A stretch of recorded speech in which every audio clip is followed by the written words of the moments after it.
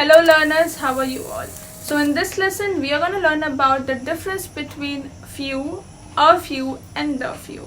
देखो इसके दो अलग अलग कंसेप्ट हैं और अगर आपको दोनों कंसेप्ट समझ में आ गए इट मीन्स आपकी कोई भी कंफ्यूजन नहीं रहेगी इस टॉपिक से related. Now let's understand this with some examples. For example अगर एक फैमिली है उसमें 10 मेंबर्स हैं, ठीक है, तो मैं अगर ये सेंटेंस बोलती हूँ few members of his family live in this apartment. Please notice कि मैंने फ्यू का यूज किया है. इसका मतलब कि एक फैमिली जिसमें 10 मेंबर्स हैं इनमें से सिर्फ और सिर्फ 2 या 3 लोग ही इस अपार्टमेंट में रहते हैं. मतलब क्वांटिटी बहुत कम है. Not many people of this family live in the apartment. अगर मैं फ्यू के साथ अ ऐड कर देती हूँ, for example a few members of his family live in this apartment, इसमें मीनिंग चेंज हो जाएगी. डिफरेंस क्या है कि मीनिंग चेंज हो जाती है.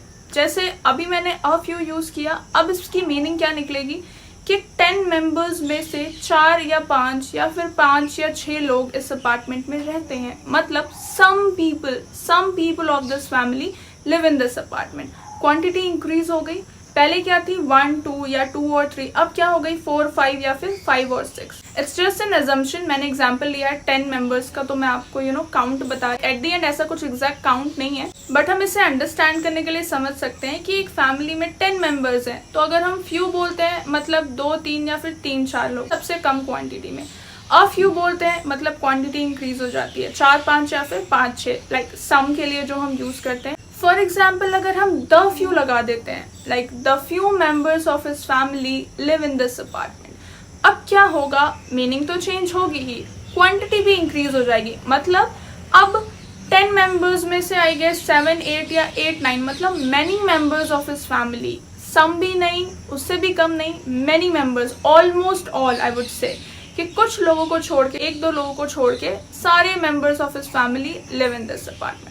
अब आपको ये डिफरेंस क्लियर हुआ.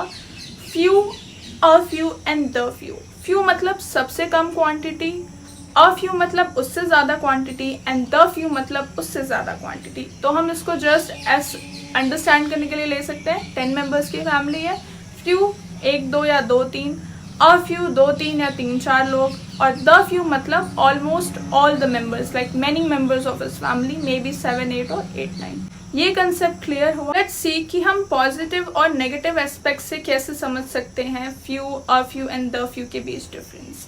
Now let's understand this with some examples. For example आप किसी एग्जामिनेशन हॉल में बैठे हो और किसी स्ट्रेंजर को आपसे पेन चाहिए, ठीक है, बट आपके पास उतने पेन्स नहीं है कि आप उसको दे सकते हो. तो अगर वो पूछता है do you have some pens, तो आप यहाँ पे ये बोल सकते हो आई हैव फ्यू पेन्स. मतलब आप यहाँ पे इसको नेगेटिव पोर्ट्रे कर रहे हो, मतलब पेन तो है लेकिन इतने नहीं है कि मैं तुम्हें दे पाऊँ.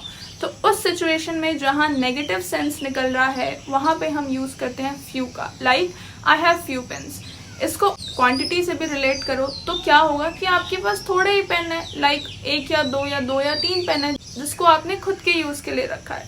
So now you got me कि फ्यू का सेंस एक तो नेगेटिव होता है, मतलब इंस्टेड ऑफ सेइंग नहीं है you can say I have few pens. First is quantity के टर्म में आपको समझ में आ गया कि बहुत कम, नॉट मेनी. सेकेंड पॉजिटिव और नेगेटिव के सेंस में समझ में आ गया कि फ्यू का सेंस हमेशा नेगेटिव आता है.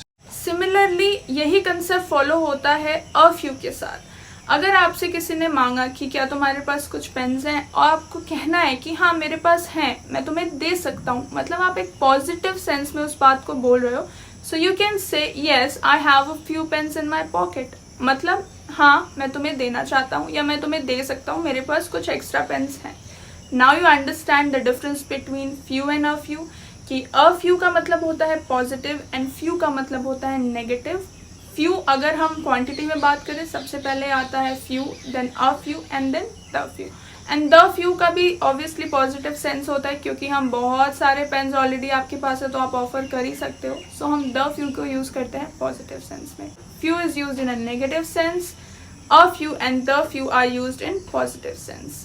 So let me know in the comment section if this lesson was interesting. Hit the like button if you like the video, and if you are new to this channel, subscribe my channel and hit the bell icon so that if I upload a new video, आपको notification आ जाए. Thank you for watching. Stay tuned and have a nice day.